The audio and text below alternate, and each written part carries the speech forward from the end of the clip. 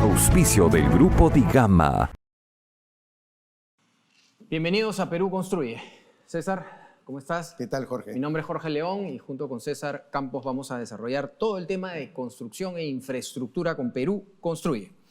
En esta oportunidad vamos a hablar de impulsar la construcción para reducir la pobreza y la informalidad. Está con nosotros el presidente de la Cámara Peruana de la Construcción, CAPECO, Jorge Zapata. ¿Cómo estás, Jorge? Bienvenido. Muchas gracias y un gusto estar en su programa, como siempre. Jorge, cuéntanos un poco, la construcción en el sector, digamos que más se ha contraído en los 3 primeros meses del año, ello sumado a la falta de ideas claras por parte del Ejecutivo en materia de gestión en infraestructura, no ha hecho más que afectar los niveles de producción e inversión durante el citado periodo. ¿Qué tipos de reformas en la gestión de infraestructura pública se necesitan para revertir esta situación? O sea, primero, si nos puedes ayudar un poco en enfocar la problemática y cuáles serían las opciones de solución.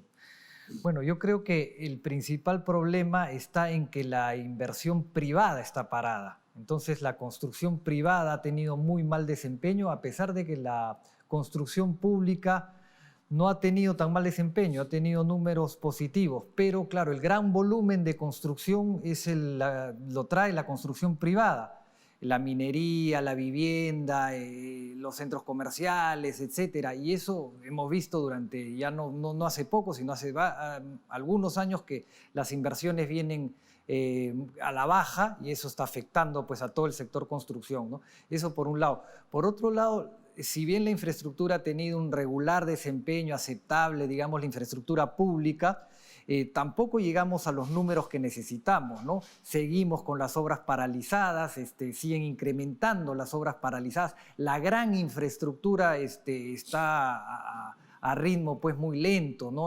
La línea 2 del metro pues, avanza a un ritmo lentísimo, ¿no? Y las carreteras, las autopistas que tenemos en la Panamericana, sur y norte también avanzan a ritmos lentos, ¿no? Entonces, tenemos un problema que es la ley de contrataciones del Estado. Mientras no se cambie la ley de contrataciones del Estado y no vayamos a un mejor sistema de contratación pública, no vamos a salir de este escollo. Pero, ¿por qué no mirar también desde la perspectiva de lo que ha ocurrido recientemente? Todo lo que tú has señalado me parece que es absolutamente válido, además está demostrado por las cifras, pero este periodo de corrupción del delincuente Pedro Castillo, que ha tenido una injerencia directa sobre la construcción, la infraestructura, a través del sector vivienda con el otro delincuente Heiner Alvarado, a través de transportes y comunicaciones con Juan Francisco Silva, ¿no te parece que es un factor también que ha desalentado mucho la ejecución de estas obras? Por ejemplo, y para terminar, esta semana la ministra de Transporte, por ejemplo, ha anunciado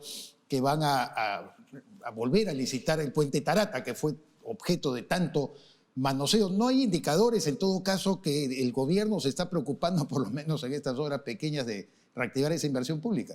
Sin ninguna duda, César, que la corrupción hace muchísimo daño.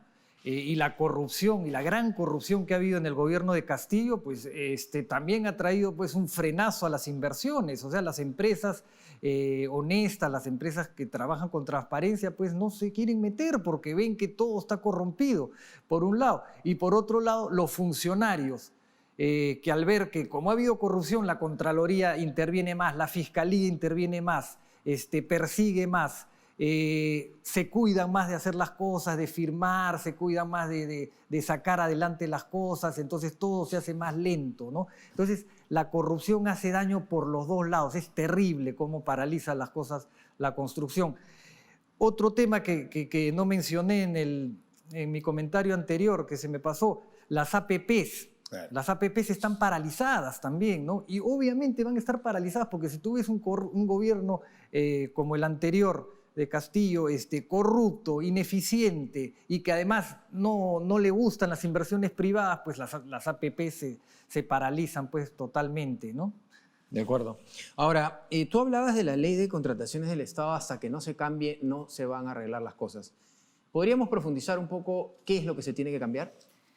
A ver, Para empezar, hay muchas cosas para cambiar, pero hay que hacer un resumen de esto, ¿no?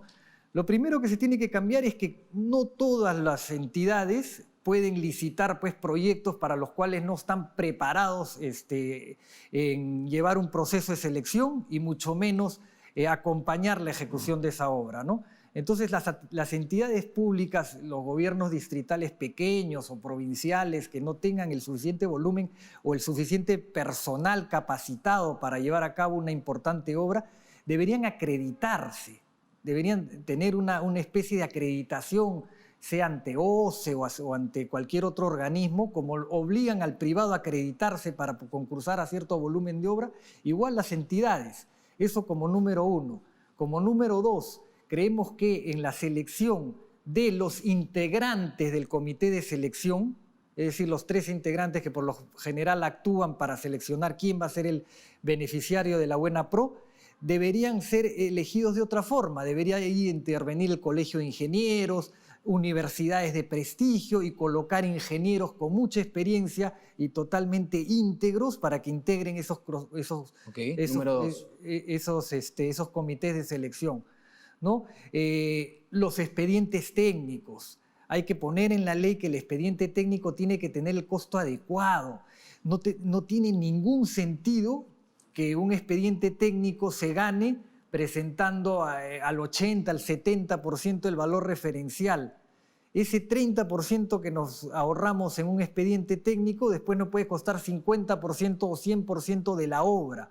Entonces estamos ahorrando, ¿qué cosa? El 0.3, 0.2% del valor total de la obra. Es absurdo. El expediente técnico tiene que ir al más calificado, no al más barato, ¿no? Y si todos son calificados y todos son excelentes consultores para hacer expedientes técnicos, bueno, ahí nos iremos al precio, ¿no? Pero primero asegurar la calidad de un buen consultor. Esos son 3 elementos fundamentales. Hay otros, por cierto. Porque finalmente, de manera breve, la parte financiera, sobre todo para los créditos hipotecarios, porque estos se han contraído 24,8%, produciendo una caída de más del 34% de los préstamos otorgados. ¿Cómo se debe enfocar? ¿Qué hacer desde esa perspectiva? Sí, ahí también tenemos otro problema porque falta de inversión, tasas de interés al alza, ¿no? Y eso está golpeando al mercado inmobiliario. La gente no está accediendo a las cuotas porque las cuotas suben con las tasas de interés.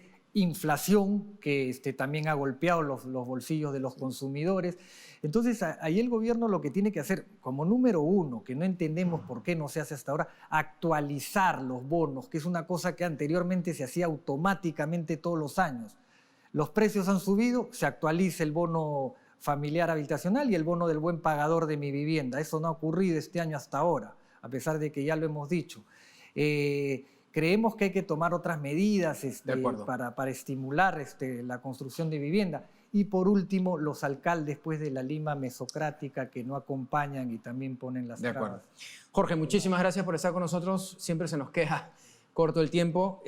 Jorge Zapata, presidente de la Cámara Peruana de la Construcción, CAPECO. Muchas gracias. A ustedes. César. Sí, por supuesto, no podemos despedirnos sin antes señalarle que si usted es un proveedor o está aspirando a hacerlo del sector construcción e infraestructura, tiene que participar de la nueva multiplataforma internacional de información y de promoción de sus productos o servicios en el Perú y, ojo, en más de 30 países del mundo. Su nombre, Perú Construye, LATAM Construction. A continuación, el comentario semanal de la Sociedad Nacional de Infraestructura.